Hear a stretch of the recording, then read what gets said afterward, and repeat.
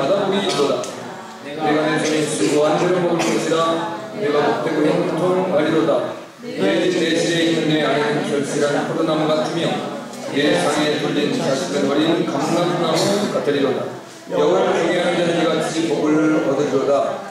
여호와께서 시온에서 내게 복을 주실지어다. 너는 평생에 이런 사람이 복을 보며 내 자신의 자식을 볼지어다. 이스라엘의 평강을 있을지어다. 인사했습니다. 우리 예수님 받으시다. 말씀 안에 사는 가정의 축복 번째입니다. 5월은 우리가 가정의 달이기 때문에 첫 주일에는 어린이, 두 번째 주일에는 이제 부모님 하셔야 되고, 세 번째는 이제 가정, 이제 부부, 그다음에 이제 가정의 모습입니다. 특별한 이제 육적인 축복에 대한 모습입니다. 우리가 구약 시대에 나타나는 이제 육신적인 우리의 삶에 드러나는 축복들에 대한 문제인데, 시편 128편은 127편과 짝이 됩니다. 시편 127편은 5절까지 되어 있고 128편은 6절까지 되어 있습니다. 127편 5절에서는 마지막 부분이 복이 있도다라는 말씀을 주십니다. 복되도다. 그리고 오늘 시편 128편은 이제 복되도다라고 시작을 하고 있습니다. 이제 여러분의 가정이 그런 복을 받는 가장 중요한 그 근원과 이제 방법은 무엇인가? 그것은 여호와를 경외하는 것이다라는 말씀을 주고 있습니다. 근데 이제 여호와를 경외한다라고 하는 것이 이제 무엇이냐? 원래는 경외한다는 것이 영어로는 fear라는 말씀이고, 이제 원어적인 측면을 보면 두려움이라고 하는 말씀이 있어요, 우리에게. 근데 제가 늘 강조하지만, 우리 한국의 이제 말이, 한글이 사실 쉬운 것 같은 굉장히 어렵습니다. 우리 저나 여러분은 축복된 사람들이에요. 원래부터 한글을 알고 이제 사용할 수 있도록 태어났으니까. 그러나 이제 우리가 외국어를 배우듯이 외국 사람이 한국어를 배우려고 할 때는 한국말 너무 어려운 거예요. 혹시 한국 교사가 계신지 모르는데, 한국 교사가 계시면 한국말이 얼마나 어렵고 이제 외국인들이 한국말을 배우기가 쉽지 않다는 것을 깨달을 것이에요. 근데 두려워한다라고 하는 데는 두 가지 의미가 있습니다. 하나는 내가 무서워서 두려워하는 부분이 있어요. 이제 뭔가 이제 내 삶에 꺼림칙한 것이나 아니면 그 상대가 이제 겁이 나서. 근데 우리가 두려움이라는 것은 하나님이 너무도 영광스럽고 영화로우신 분이기 때문에 우리의 삶에 두려움이 오는 거예요.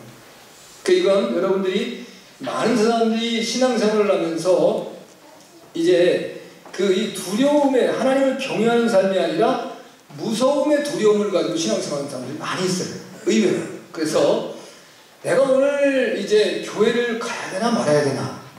근데 안 가면 하나님이 벌을 주실 것 같고. 그런 무서움이 확 엄습해 오는 거예요. 그래서 내가 어쩔 수 없이 교회를 왔다. 그 사람이 실패하는 겁니다. 그래서 제가 이제 이 시대의 구약의 시대는 마찬가지고 지금의 시대도 마찬가지고 우리가 이 주일의 예배는 뭐냐? 내가 세상에서 살아가면서 하나님이 원하시는 방법대로 살지 못해서 얻은 죄들이 있어요. 내가 하나님의 거룩한 백성들이 예수 그리스도를 믿음으로 말미암아 이전에 모든 죄를 용서받았는데 그 죄가 어떤 죄악이었던지가 용서를 해주셨는데, 근데 예수님을 믿고 나면 죄를 짓지 않고 살아가야 되는데 하나님의 거룩한 백성이 되었으니까, 그런데 내가 원하든 원치 않던 세상에 살아가면서 이제 누군가가 나를 힘겹게 만들거나 나를 괴롭게 만들어서 썸을 내고 내가 성질을 내고 누구를 미워하고 증오하고, 또는 이제 어떤 때는 정말 이제 입으로 표현할 수 없을 만큼 어떻게 그 사람을 어떻게 해버리고 싶은 마음까지도 내가 생겼다. 이 죄악이거든요. 근데 그런 죄악도 우리가 빠질 수 있다는 거예요. 그래서 내가 내 삶의 여정을 이제 위해서 내가 살아가는 생활 때문에 어쩔 수 없이 이것이 하나님이 기뻐하시는 길이 아님에도 불구하고 그 길을 행하는 우리의 모습도 있어요. 그러면 우리가 어떻게 살아야 되겠어요? 늘 불안하고 두렵겠죠. 그 문제를 해결받는 것이 이 주일에 주시는 겁니다. 그래서 주님의 앞에 나와 우리가 회개하고 자복하면 하나님께서 속죄의 은혜를 주시는 겁니다. 죄사함의 요청을 주시는 겁니다. 그래서 하나님은 그 전능하신 하나님, 위엄이 있으신 하나님이시지만 죄악된 내가 주님 앞에 내가 정결한 모습으로 자복하고 회개하고 나아갈 때 다시 나를 하나님의 자녀로 만들어주시고 나의 죄사함의 은총을 허락해 주시고 나에게 긍휼을 베풀어 주셔서 내가 하나님의 자녀의 권세를 회복할 수 있는 축복을 주신다. 할렐루야. 이런 경외함으로 우리가 주님께 나옵니다. 그래서 그런 경외함이 있는 가정은 복되도다 이렇게 말씀하십니다. 자, 그러면 오늘 말씀을 통해 여러분 가정에도 이제 주님이 주신 놀라운 축복이 넘쳐날 수 있길 바라는데요. 첫 번째는 내 손이 수고한 대로 먹게 된다. 하나님을 경외하는 자다. 내 손이 수고한 대로 먹는 대로. 오늘 1절에 주신 말씀인데 내가 내 손이 수고한 대로 먹을 것이라 내가 복되고 형통하리라. 자, 이 말씀은 이 땅에서 하나님이 우리를 육신의 축복을 하나님 주시겠다는 것. 그 육신의 축복은 여러 가지가 있는데 첫째는 건강해야 되죠. 그렇죠? 네. 우리가 건강해보기 필요합니다. 하여튼 지금 이 시대에 제일 중요한 건 건강 같아요. 네, 건강. 그 다음에 또 내가 일용할 양식이 있어야 돼. 날마다 이제 마이너스 인생이 돼가지고 남한테 꼬야 되고 또 빌려야 되고 카드 돌려 막아야 되고 견딜 수 없는 고통입니다. 그런데 내가 하는 일마다 잘 돼가지고 항상 이득을 남기고 그리고 내가 기쁠 뿐만이 아니라 내 가정도 기쁘고 내 주변의 사람들도 아유 저분은 열심히 일하시는데 그 일하는 것만큼 저분은 복을 받아가지고 날마다 그 열매들이 보여? 이런 거는 축복이지. 아멘. 그런 의미가 있어야 된다. 그런데 여기 중요한 건 수고한 대로에 포함된 말씀이 뭐냐면 접속사가 이제 있는데 정령, 진실. 내가 수고한 그대로 내가 너에게 복을 주겠다. 자, 그러면 우리가 해야 될 게 뭐가 있겠어요? 수고하는 거예요. 여러분 열심히 사셔야 됩니다. 적당하게 살려고 하지 마세요. 여러분이 가진 직업이 무엇이든지 간에 최선을 다해야 돼요. 아멘. 죽지 못해 마지 못해 그렇게 살면 그 사람 불행해요. 그래서 제일 이제 직업이 취미인 사람이 행복하다. 내가 하는 직업을 취미 삼아 하시는 사람, 내가 좋아하는 일을 하는 사람이 행복한 거예요. 내가 이제 이건 어쩔 수 없이 싫은 일인데도 불구하고 어쩔 수 없이 해야 된다. 그러니까 빨리 직업 바꾸셔야 됩니다. 그럼 지옥이 센 지옥입니다. 살아갈 희망과 열망이 없어요. 하루가 너무 고통스러워. 하나님 그렇게 살라고 말씀하지 않거든요. 우리가 행복하게 살아야 돼요. 할렐루야. 네, 그래서 하나님께 기도하면서 하나님 제가 이 일을 하면 하나님께 영광이 되어지고 내 삶이 행복하고 즐거울 수 있는 은혜를 주세요. 그런데 그것을 붙잡고 살아갈 수 있게 해주세요. 그리고 여러분들 자녀들도 마찬가지입니다. 이제 자녀들에게 너는 뭐가 되라 이렇게 이제 부모님이 대 요구가 있지 않습니까? 왜냐하면 적어도 이제 몸으로 때우는 일을 하는 것은 이제 머리는 안 굴려가지고 머리 아픈 일은 없을지 모르지만 그건 너무 힘겹고 위험하고 고통스럽잖아요. 그러니까 가능하면 이제 그 블루 칼라가 아닌 화이트 칼라의 삶을 살려고 한다는 거예요. 화이트 칼라는 건 사무실에 펜대 걸리는 사람은 화이트 칼라라고 말하는 거고 블루 칼라는 현장에서 몸으로 때우는 사람은 블루 칼라라고 표현하는 거예요. 그래서 많은 비로 화이트 칼라의 삶을 못 살았지만 내 자녀는 화이트 칼라의 삶을 살기를 원하는 것이 부모의 한결같은 마음이지요. 아멘. 여러분 그렇단 말입니다. 누구나 다 그런 마음, 부모의 마음은 그런 마음이 있어요. 나는 배우지 못하고 나는 누군가가 꿈과 비전을 주지 못했고 내가 어떻게 인생을 살아야 잘 사는 거지 알려준 사람이 없기 때문에 난 이렇게 살았지만 내가 이 고생해서 너를 내가 최고의 학부까지 공부를 시키고 어떻게든 네가 이제 노력만 하면 너 한 대는 다 밀어주고 나니까 넌 나보다 더 좋은 삶을 살아야 돼. 그 부모의 한결같은 마음이죠. 아멘. 부모가 야, 너 나 준 것만으로 행복하게 생각해. 나 너에 대해서 아무것도 해줄 수 이제 그런 마음이 없어. 나도 살아야 돼. 그러는 부모는 없다 이거예요. 부모는 자식이 원하면 때로는 내가 볼 땐 쟤 저거 적성도 안 맞는 건데 쟤 보니까 저거 안 되는 건데 그러더라고 할지라도 안 돼! 이렇게 되는 부모는 없어요. 그래 네가 이왕 시작하니까 잘해봐. 그리고 최선을 다해봐. 해다가 안 되는 데 있지만 그러니까 후회는 없어야 되겠지. 이런 마음을 부모님이 해주는 거죠. 그러시죠? 아멘. 그게 부모의 마음입니다. 그러면 야 보자는 말입니다. 아니 그럼 우리가 땀 흘리고 일하는 것이 하나님의 뜻이었는가? 아담이 죄를 짓고 난 다음에 노동이 온 게 아닌가. 그렇지 않습니다. 하나님은 처음부터 우리에게 노동을 축복을 주셨어요. 자, 이제 창세기 2장 15절에 보면 이렇게 말씀합니다. 여호와 하나님이 그 사람을 그 에덴 동산에 두어 그것을 경작하며 지키게 하시고. 하나님 에덴 동산에 두었는데 에덴 동산이 그냥 땡으로 먹고 놀라는 게 아니라 에덴 동산을 경작하는. 경작하는 건 뭐예요? 갈고 씨 뿌리고 그 다음에 보듬어 주고 열매를 거두는 것이 경작이죠. 네, 경작하고 지켜라. 또 지켜야 돼. 여러분, 우리가 땀 흘리고 수고를 했는데 이제 월급이 통장으로 들어왔는데 그 통장을 잘못 사용해가지고 그 월급이 그냥 수수수 다 새나가면 그거 행복하잖아. 뭔가 이득이 남아지잖아.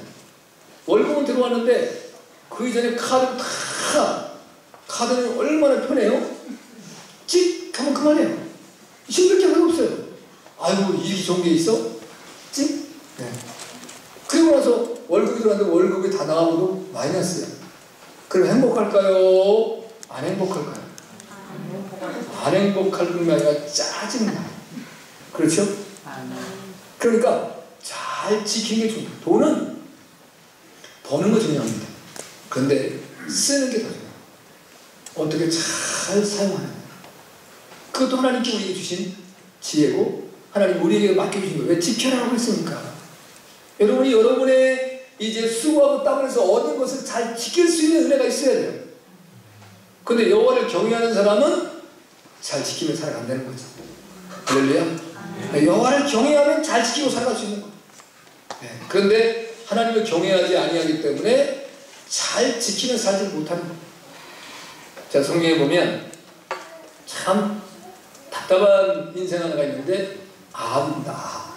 열왕기상 이제 17장부터 보면 21장까지 쭉 아합에 대한 얘기가 나오는데 아합은 벳발의 딸 이제 그 이세벨을 아내로 이세벨은 이제 바알을 섬기는 그 아버지가 바알의 제사장이면서 왕이었기 때문에 이제 자기는 우상숭배의 원초적인 존재인데 국가적인 그 경제의 이제 부흥을 위해서 아합이 그 길을 선택한 거예요. 그러니까 이제 무역 관계를 통해서 아합이 살던 시대 오므리 왕조, 오므리 아들이 모압인데 오므리 왕조 때가 북왕국 때 가장 망상하던 때입니다. 쉽게 말하면 경제적으로 풍족했어요. 그러다가 모든 백성이 다 잘 사는 건 아니죠. 부가 한 달에 편중되면 백성들은 고통받습니다. 네. 북한에도 이제 그 인민들이라고 그러더니 북한은 그죠? 인민들은 어려워도 위에 고관들은 풍족하게 살잖아요. 넘치게. 북한에 와서 다 어렵고 힘든 건 아니에요. 대한민국이라도 다 잘 삽니까? 대한민국도 어렵고 힘겨운 사람이 있는 거죠. 근데 이 같은 이 무역을 하는데 특별히 이제 이스라엘 지역에 많이 생산되는 게 포도입니다. 포도를 가지고 포도주를 만들어서 그걸 이제 수출하는 것으로 이제 아합이 돈을 확장시켜 나가요. 근데 그 나중에 이제 그 탐욕이 어디까지 가냐면, 자기 그 아버지가 이제 만들어 놓은 사마리아, 그건 겨울국인데, 그곳에 갔을 때 그 왕궁 근처에 나봇의 포도원이 있어요. 그러니까 이제 실제적으로는 사실은 내가 그 나물밭으로 삼고 싶다라고 하는데 나물밭 필요가 없습니다. 무슨 왕이 나물밭이 필요합니까? 그 포도원에서 좋은 포도를 생산해서 포도주를 만들어서 수출하고 자기의 이득을 챙기려고 하는 그 마음이 사실이 있어요. 근데 나봇이 그 주지는 않습니다. 그래가지고 결국은 어떻게 하냐면 이제 이세벨이 사마리아 지역에 있는 그 사람들의 위에 고관들을 이제 부추겨가지고 나봇을 죽이게 만듭니다. 하나님과 왕을 저주했다. 근데요, 그리고 나봇이 그 포도원을 차지하러 가는 때에 하나님의 사람 엘리야를 탁 보내요. 내가 죽이고 빼앗았느니? 자기는 모르는 줄 알았어요. 자기는 뭐 내가 실제로 죽인 것도 없고 내가 빼앗지도 않았어요. 아내가 이제 죽인 거는 사실은 그 지역의 유지들이 죽인 거예요. 이제 고관들과 지도자들. 그렇지만 그 모든 것을 만들어낸 사람은 아합. 그래서 하나님께서 내가 너와 너의 집을 멸하리라 말씀합니다. 내가 많이 쌓아놓으면, 내가 내 노력으로 많은 걸 얻어놓으면 내 것이 내 것이라고 생각을 하는데, 하나님의 마음이 합하지 않으면 하나님께서 한 번에 쓸어버립니다. 그냥 가져가 버립니다. 그래서 어떻게 하나님이 쓰느냐? 여로보암의 집같이 쓸어버릴 것이다. 그 다음에 여로보암 다음에 여로보암의 집안을 이제 쓸어버린 것이 바사거든요. 바사의 집안같이 쓸어버립니다. 그러면 어떻게 쓰느냐 한번 보세요. 여로보암이 하나님 앞에 범죄를 저지르고 나니까 하나님이 여로보암 때는 아니지만 그 아들의 때에 그 이제 여로보암의 집안을 쓰는데 남자의 씨를 말려버립니다. 싹을 죽여버려요. 왜? 혹시라도 그 중에 누가 자라나서 내 원수가 될까봐. 바하사가 그렇게 진멸을 시키거든요. 바하사도 그렇게 이제 오므리 왕족에 진멸을 합니다. 그런데 오므리 왕조가 된 아합이 그 이제 자손들을 그렇게 멸해갔다는데 하나님께서 너와 너의 아내가 무덤에 데려가지 못할 것이라고 말씀합니다. 여러분 인생이 살다가 한 번은 죽습니다. 죽으면 나 어디로 가야 돼요? 죽으면 어디로 가요? 무덤으로 가잖아요. 아니 뭐 화장을 하더라도 무덤 가는 거지 안 가겠어요. 그런데 공중에 새의 먹이가 되고 개의 먹이가 되고 그렇게 불행한 인생이 끝나버려요. 내 하나님을 경외하지 아니하고 내 인간의 노력과 수고를 얻어놓은 아무 것이 된다라고 할 때 그것은 소용이 없는 거다. 하나님을 경외할 때에 내 손이 수고하는 것을 그대로 먹는 거예요. 육신적인 축복이 주어지는 거예요. 여러분이 열심히 일하십시오. 아멘. 주님 안에 안에서 주님을 경외하는 가운데서 그 여러분이 한 것들이 풍성한 열매와 결실을 맺고 이득을 남기고 그것들을 잘 지킬 수 있는 은혜가 있기를 주님으로 축복합니다. 아멘. 전도서 5장 18절 19절 이렇게 말씀합니다. 사람이 하나님에게서 그에게 주신 바 그 일평생에 먹고 마시며 헤아려야 하는 모든 수고 중에 낚을 보는 것이 선하고 아름다운 내가 보았다. 사람이 땀 흘리고 수고하고 또 그것을 먹는 것이 그렇게 아름답다. 하나님께서 그걸 보았다는 겁니다. 그것이 그의 몫이로다. 또 어떤 사람에게든지 하나님이 재물과 부여를 그에게 주사 등이 누리게 하시며 제 몫을 받아 수고함으로 즐거워하게 하는 하나님의 선물이다. 하나님의 선물을 주신 것. 그래서 여러분 내가 어떤 사람은 좀 적게 얻는 사람도 있고 어떤 많이 얻는 사람도 있어요. 근데 걱정하지 마세요. 이제 그 개념을 예수님은 뭐라고 말씀하시냐면 지족하는 마음이 있으면 복되다 그랬습니다. 이제 부하려는 마음을 가진 자마다 침륜과 멸망에 빠진다 그랬어요. 돈을 사람이 일만하기가 뿌리가 되어서 결국은 근심으로 자기를 찔게 한다는 거예요. 돈을 사랑하는 돈이 안 보여주니까. 돈은 사랑의 존재가 아닙니다. 사랑은 하나님을 사랑하라고 말씀하셨습니다. 너희는 먼저 내 마음을 다하고 힘을 다하고 뜻을 다하고 목숨을 다하고 주 너희 하나님을 사랑하고 내 이웃을 내 몸같이 사랑하라. 할렐루야. 아멘. 하나님의 사랑 그 다음에 이웃 사랑을 사랑하는 거예요. 네. 그래 어떤 사람들은 교회가 이웃 사랑을 하는데 구제를 하는 거예요. 구제는 둘째. 거기서 이웃이라고 하면 늘 믿음의 형제를 말하는 거예요. 성경은 믿는 자가 하나님이 그들에게 주셔서 어떻게 하든지 천국 구원을 이루게 하기 위해서 하나님의 말씀을 주신 거지 믿지 않는 자들에게 주신 말씀이 아니에요. 아멘 또 안 하시다. 가장 중요하죠. 성경은 저와 여러분에게 주신 말씀입니다. 아멘. 하나님의 백성들이 이 말씀을 통해서 하나님이 원하시는 거룩하고 복된 길을 따라가므로 천국을 유업으로 얻을 수 있는 길을 우리에게 열어주신 거예요. 그 말씀을 따라서 저와 여러분이 걸어가는 거예요. 성경에 이웃이라고 말할 때는 이제 가정적으로는 부부가 제일 가까운 이웃입니다. 그리고 자녀와 부모가 이웃입니다. 또 부모가 이웃입니다. 형제가 이웃입니다. 그리고 교회적으로는 믿음의 형제들이 이웃입니다.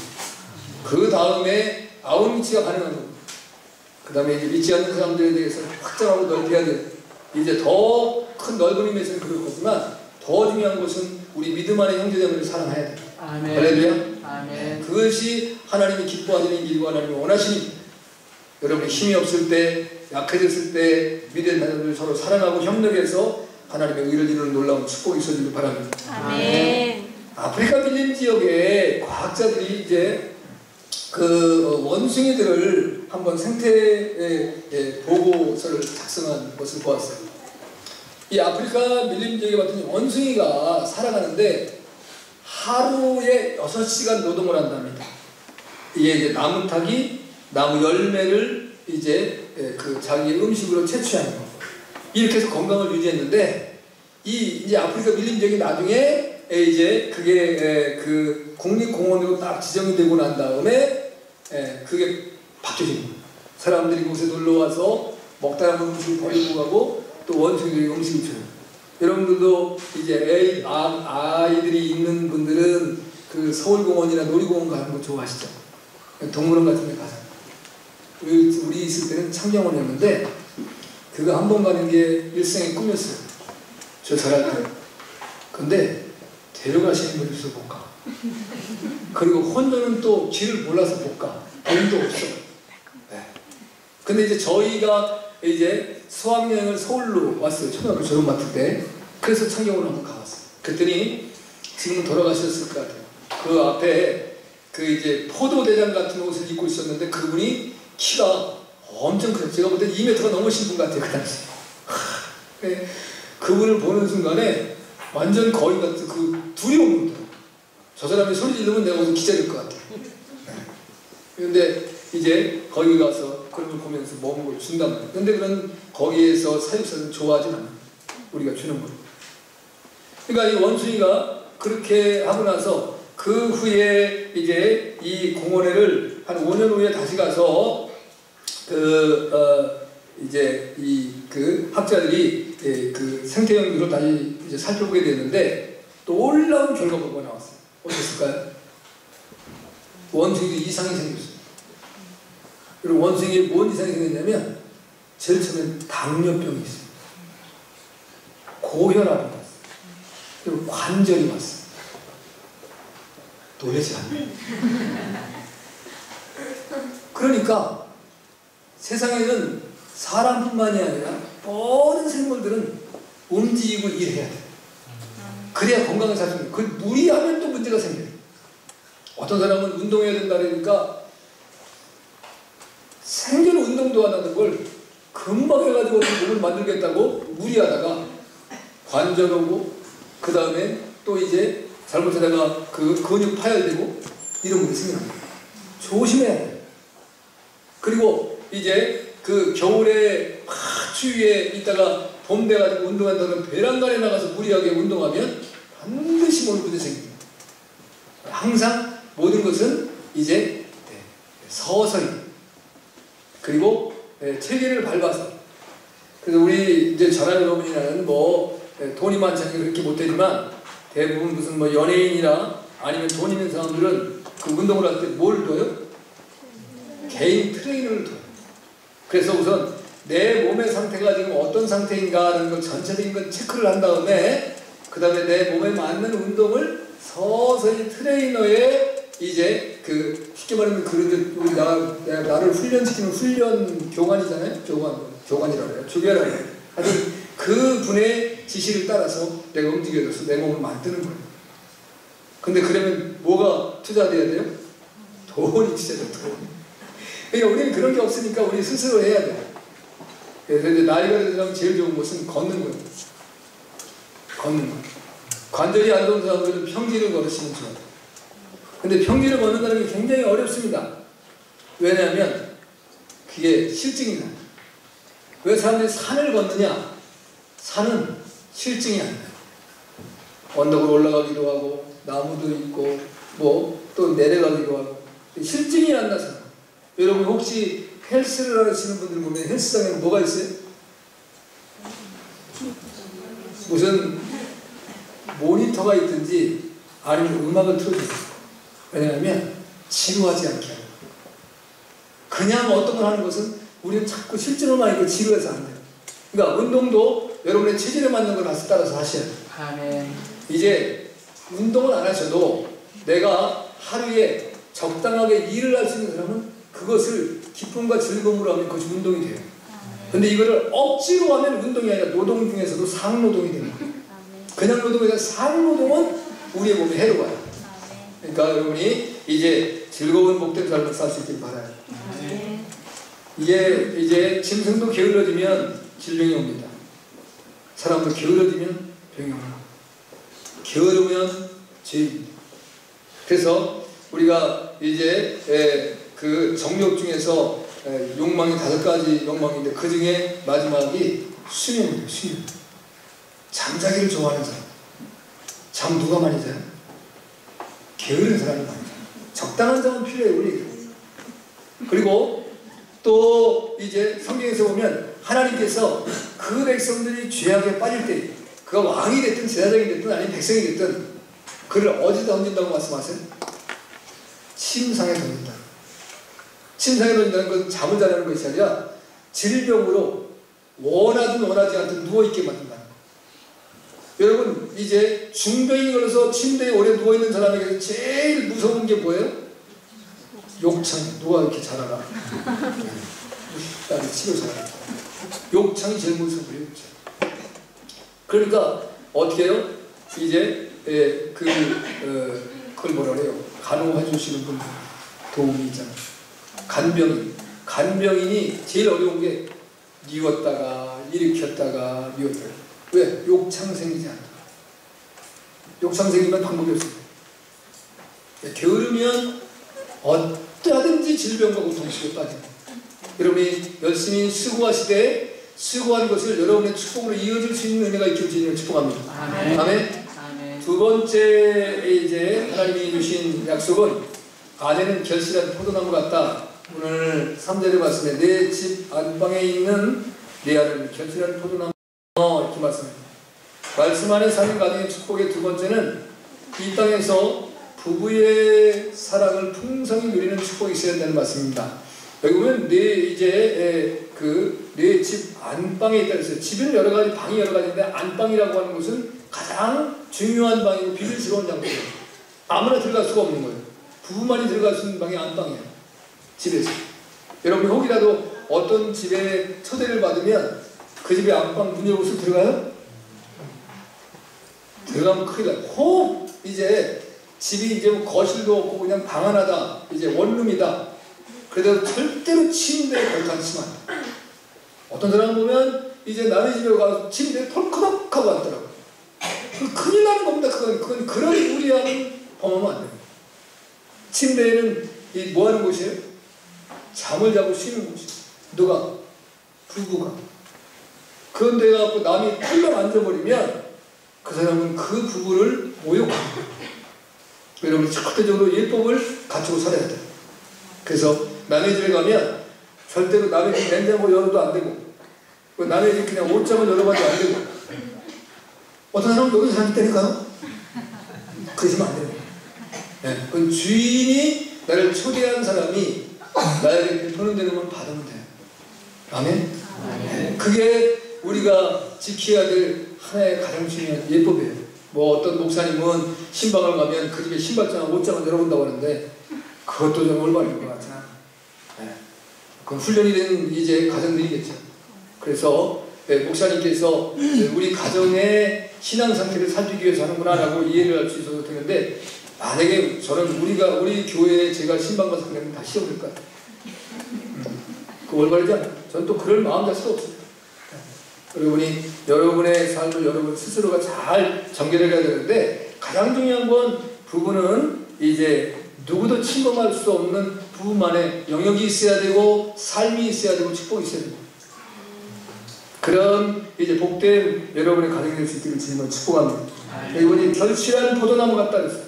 다른 말로 하면 많은 자녀를 여러분이 얻는 거예요. 구약시대에는 자녀를 얻는 게 축복이에요. 결혼을 했는데 아기를 못 낳으면 그것은 하나님의 저주를 생각했습니다.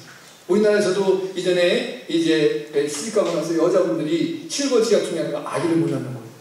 근데 지금 현대 과학이 발달돼가지고 이제 다 뭐예요? 병원에서 검사잖아요. 그죠?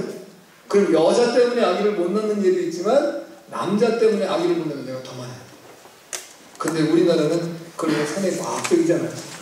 남존 여비 사상이 있어갖고 여성들이 이렇게 시달림 받고 어려움을 받던 시대가 있었어요. 지금 이 시대에 태어난 여성분들은 행복하신 분들입니다. 옛날에는 어떻게 남편이 아내를 사랑한다는 사랑의 표현을 해요, 못해요? 못해요. 하고 살았으면 부모님 혼났어요. 팔도 치고. 알았어요.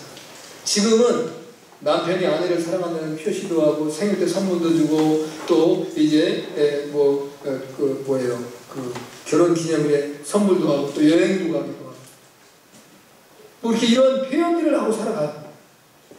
그러니까 여러분 행복해요, 안 행복해요? 행복해요. 사랑이 없으면 아무리 부부가 좋은 조건을 갖췄다고 하더라도 그 부부로서의 모습이 올바르지 않습니다. 성경은 사랑함으로 아내를 취하여 한 가정을 이루라고 말씀했습니다. 그러니까 여러분의 자녀들도 조건을 보고 결혼시키려고 하지 마세요. 사랑하느냐? 제일 먼저 주님 안에 있느냐를 봐야 돼요. 그 다음에 사랑할 때 결혼시켜야 돼요. 사랑하지 않는 사람은 조건이 좋다고 해가지고 결혼시키고 나면 반드시 불행이 됩니다. 주변에 그래가지고 불행을 이제 당하며 사는 사람들을 볼 수 있습니다. 자, 이제 신명기 28장 11절에 보면 이렇게 여호와께서 네게 주리라고 네 조상들에게 맹세하신 땅에서 네게 복을 주사 네 몸의 소생과 가축과 새끼와 토지의 소산을 많게 하십니다. 이 소생을 많게 하시겠다. 자녀를 풍성하게 이제 얻어서 축복을 주는 거예요. 인도 이전의 자녀는 거의 농경사였는데 농경사에서 뭐 지금같이 뭐 트랙터도 없고 무슨 뭐 기기가 없기 때문에 사람이 노동력이에요. 자녀가 많은 사람은 왕이야. 자식이 없는 사람은 재산이 많아도 부끄러움을 당하고 살아요. 지금도 자녀가 많으면 어느 자식이 효도할지 몰라요. 자녀가 많으면 많을수록 좋은 겁니다. 지금 여러 가지 뭐 자녀를 양육하고 교육시켜야 되고 이런 여러 사회적인 비용 때문에 힘들고 어려워서 자녀를 안 낳으려고 하고 또 대한민국은 결혼도 안 하려고 하고 앞으로 이제 2050년 정도 되어지면 한국에 싱글 가족이 많아진다. 싱글. 혼자 사는. 그런 이제 삶이 되어지면 안 되지. 하나님의 백성들은 어떻게 하든지 한 가정을 이루고 하나님이 주시는 자녀를 기쁨으로 받고 할렐루야. 하나님께 영광 돌리는 삶을 사셔야 돼요. 어떤 면에서는 참 이게 하나님의 놀라운 축복이라고 볼 수 있는 거예요. 왜냐하면 믿지 않는 사람들은 아기 안 낳는 게 좋아요. 죄악의 자녀들 많이 나와야 사회에 짐만 되고 문제만 끼쳐. 하나님의 영광만 가. 근데 하나님의 복된 자녀들은 자녀를 많이 낳으면 낳을수록 좋아요. 할렐루야. 하나님이 기뻐하는 삶을 살아갈 수 있어요. 세상을 변화시키는 놀라운 능력과 요인이 될 수 있는 겁니다. 문제는 하나님의 온전한 말씀 가운데 서서 하나님의 거룩하고 복된 백성이 돼야 되죠. 그건 전제 조건이에요. 하나님의 백성들이 자녀를 낳는데 그 백성이 세상의 사람들보다 더 악하고 죄악되게 살아가면 그건 재앙 중에 더 넘치는 재앙이죠. 그건 말할 수 없는 재앙입니다. 그러나 하나님의 선하신 뜻에 따라 하나님을 경외하고 살아가는 자녀들이 되어지면 하나님의 백성들의 자녀를 많이 낳을수록 축복입니다. 할렐루야. 성경에 말한 대로 구약시대에만이 아니라 지금 이 시대에도 축복이라는 사실을 기억하셔야 돼요. 아멘. 그 다음에 이제 빌립보서 2장 15절에 이렇게 말합니다. 성경에서 말씀하시기를 이 일은 너희가 흠이 없고 순전하고 어그러지고 고생하는 세대 가운데 하나님의 흠없는 자녀를 쓰는 그 가운데 빛을 나타내리라 하는 말씀을 주셨습니다. 그리고 호세아서 14장 7절에서 8절이 중요한 말씀인데 그날에 거주하는 자가 돌아올지라 그들은 곡식같이 풍성할 것이며 포도나무같이 꽃이 필 것이며 그 향기는 레바논의 포도주 같으리라. 에브라임의 말이 내가 다시 우상과 무슨 상관이 있으리요 할지라 내가 그를 돌아보아 대답하기를 나는 푸른 잣나무 같으리니 내가 나로 말미암아 열매를 얻으리라 하니라. 이스라엘 호세아는 구약 이스라엘의 선지자입니다. 이스라엘이 죄악 가운데 빠져서 북왕국이 아수르에 완전히 무너지지 않습니까? 그리고 하나님께 돌아오게 됐을 때 그들의 자녀들이 이렇게 풍성한 열매와 결실을 맺으며 기쁨과 즐거움이 되고 내가 전에 이제 하나님을 떠버리고 섬기던 우상 그것은 무슨 의미가 되냐 다 던져버리고 단다는 거예요. 하나님의 놀라운 은혜와 축복이 주어진다는 거예요. 여러분이 하나님은 무슨 하나님? 사랑의 하나님이신데 어떤 하나님? 그래 참고 기다리시는 하나님. 제가 오래를 기겠습니다. 오래 참고 계겠습니다. 하나님은 참 기다리시는데 잠깐만 기다리지 않아요. 여러분 어떤 우리가 사람과 사람을 만나가지고 어떤 약속을 해놓고 난 다음에 약속 시간 안 되면 얼마큼 기다리다 가요? 성질급 받으려고 5분 기다리고 하면 가. 어떤 사람은 10분, 30분 기다리는 사람이 대단한 사람. 하나님은 오래 기다려. 어떤 사람은 주님의 오심이 더디다라고 말했을 때 뭐라고 말씀합니까? 베드로는 그날은 하루가 천년 같고 천년이 하루 같은 이날을 알지 못하니 하나님은 구원의 은총을 위해서 많이 기다려주신다. 할렐루야. 아멘. 여러분의 가정을 하나님 기뻐하는 복된 가정으로 만들어갈 수 있기를 축복합니다. 아멘. 열왕기상 4장 20절에는 솔로몬이 사는 동안에 유다와 이스라엘이 단에서부터 부엘세바가 이르기까지 각기 포도나무 아래와 무화과나무 아래에서 안연히 살았더라.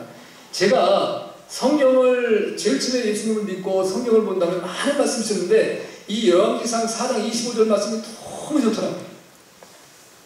모든 백성들이 포도나무와 무화과나무 밑에 안연히 살았더라고요. 단서부터 부엘세바는 이스라엘 전체를 말하는 겁니다. 다른 이스라엘 최북방이고 부엘세바는 이스라엘 최남단이에요. 애국과 접경이 부엘세바예요. 그러면 이스라엘 전체에 사는 모든 백성들이 이제 솔로몬이 지혜를 얻고 살아가는 동안에 솔로몬이 타락하기 전에 그때 모든 백성들이 행복했다는 거예요.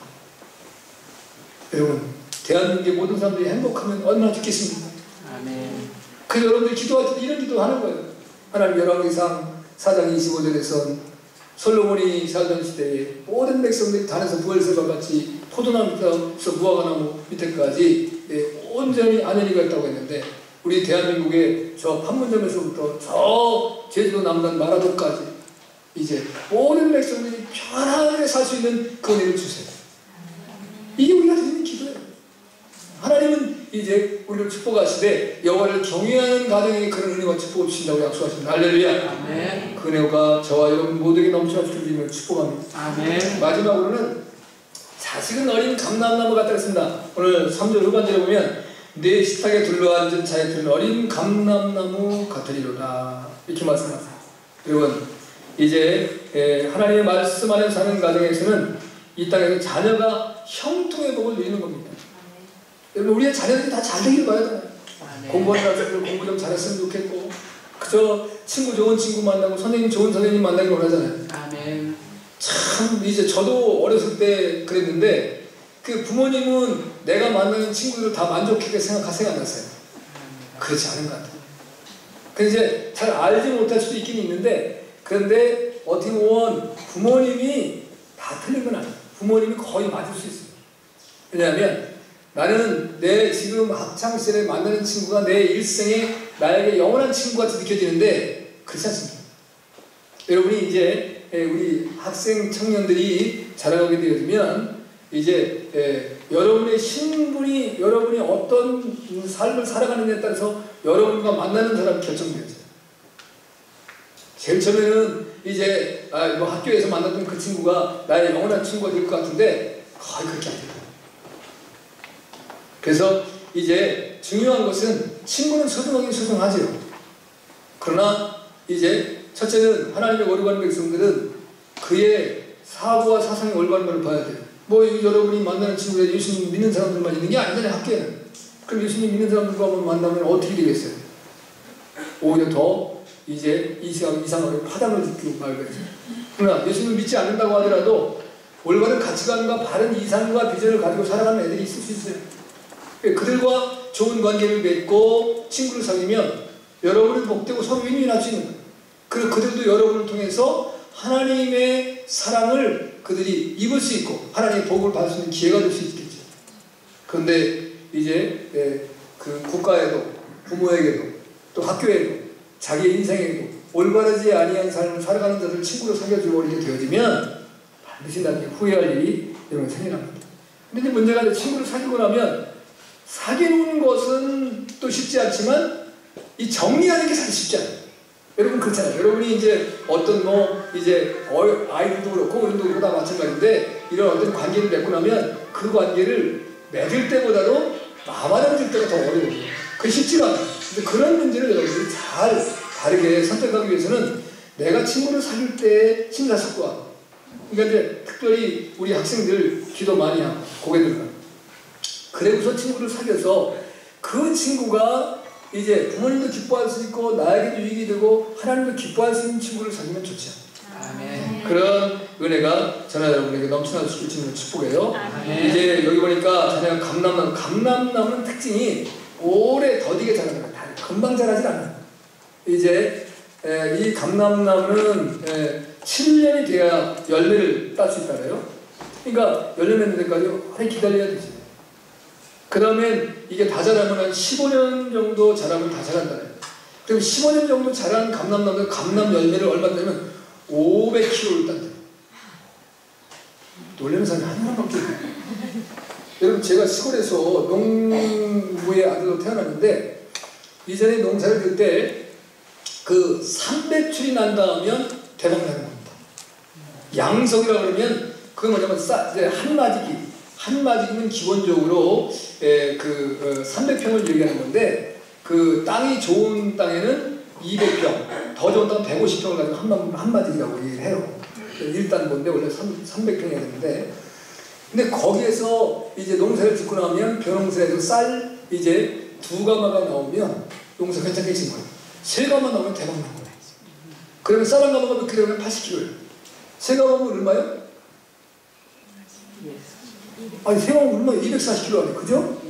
그러면 여러분 150평이라고 하더라도 지금 우리 교회가 이제 교회 이제 전체 땅이 318평 이제 그 두홉이야, 두홉. 그러니까 300평이 넘는 건데, 이거에 반 많은 거에서도 쌀을 농사를 지어도 300출이 나와도 이제 240kg밖에 안 돼요. 근데 감람나무 하나가 자랐는데 거기서 500kg 열매를 따는 거예요. 이건 완전 대박나요. 여러분. 그러니까 우리의 자녀들이 지금 여러분 자녀 보면 돈만 달라고, 또 이제 돈이 없을 때는 그 걱정이 돼요. 아휴, 또 내일 또 무슨 돈 달라고 할까? 이 가슴, 이제 엄마 하면 기쁜 게 아니라, 아이고 이게 돈 달라는 거라고 이제 여러분이 움찔할 때가 있어요. 아니 그러면 안 되는데 그렇게 될 때 아니다니까, 살다 보면. 그런데 그렇게 염려를 하지 마세요. 제가 어떤 애가 되세요? 아멘. 여러분이 얘가 기업가가 될지 아니면 장관이 될지 나라에 여기서 또 영부인 나올지 알아요? 모른다니까. 아멘. 별로 틀렸다고 생각한 거야.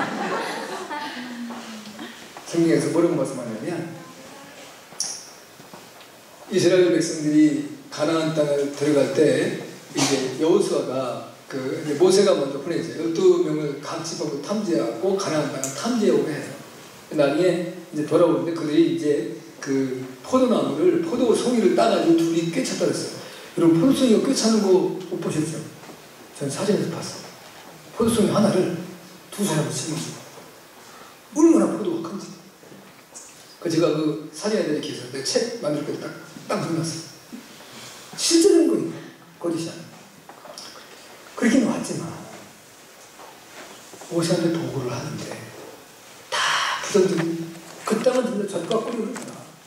그런데 거기에는 아모리도 없었고 안악의 후손들이 산다. 지금 그 시골에 거인족이 아니에요. 그 우리가 그림의 떡, 그림의 떡은 뭐예요? 보기는 좋은데 먹을 수가 없어.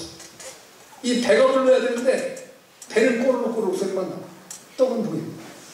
그래서 나 부정적인 걸 얘기해. 백성들의 마음을 낙심시켜요.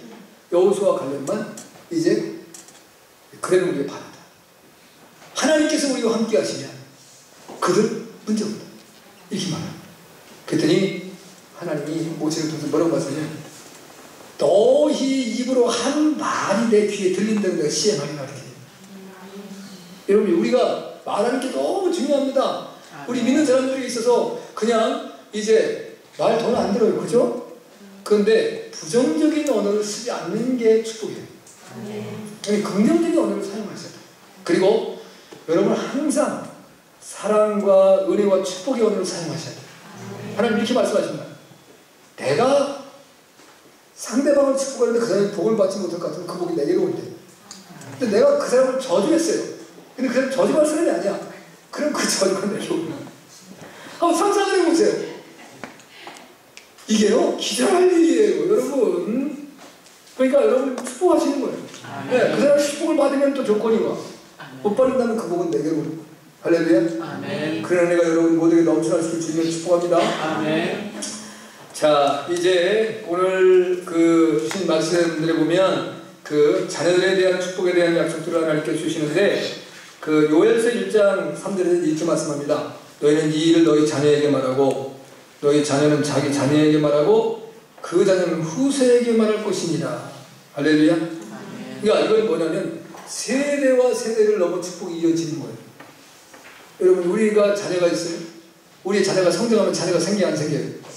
생겨요. 안 생기면 그 문제가 있는 거예요. 그래서 이제 제가 말씀하시죠. 3대까지만 이제 믿음을 지켜나가면 반드시 축복이 주어집니다. 아멘. 열매는 3대를 바라봐야 되는 겁니다. 여러분, 너무 섣불리 하나님, 내가 주님의 뜻과 주님의 은혜를 이렇게 사는데 나 뭔 축복 안 주십니까? 이렇게 이제 원망하지 마시고 여러분이 심고 쌓고 노력을 하세요. 그럼 여러분의 자녀의, 여러분의 손자대에는 하나님의 놀라운 축복을 여러분이 눈으로 볼 수 있습니다. 우리 지금 100세 세대를 살아가는데 손자뿐이 아니라 증손자, 또 이제 잘 이제 우리가 하나님이 복을 줘 더 건강해지면 고손자도 볼 수 있어요. 그러니까 이제 꼭 내가만 잘 돼야 복은 아니에요. 내 자녀가 잘 되면 축복이에요. 우리 부모님들도 이제 말할 수 없는 고난 고통에 살았지만 우리들을 위해서 희생하고 헌신하고 수고하고 그리고 이제 땀 흘려서 우리가 이렇게 잘 살 수 있는 놀라운 축복이 얻게 돼 있어요. 할렐루야. 아멘. 여러분의 가정에 오늘 여호와를 경외함으로 약속하신 놀라운 축복, 이제 육적으로 건강하고 또 재물을 얻고 그 얻은 것을 잘 보존할 수 있는 은혜와 축복이 있기를 바라고, 여러분의 부부가 정말 사랑함으로, 사랑하지 않는 부부는 올바르지 않아요. 아무리 좋은 것 많이 들고 사랑해야 돼요. 부부끼리 사랑하고, 부부의 사랑에 누구도 끼어들 수 없는 그 안에 뜻한 사랑, 부부끼리만 아름다운 사랑을 통해서 여러분의 자손이 번성하고, 그리고 여러분의 자손이 머리를 감람하는 것 같아서 결실하고 형통하는 축복이 있어서 세대를 뛰어넘는 축복이 저런 복에 넘쳐날 수 있음을 축복합니다. 아멘. 다 같이 일어나서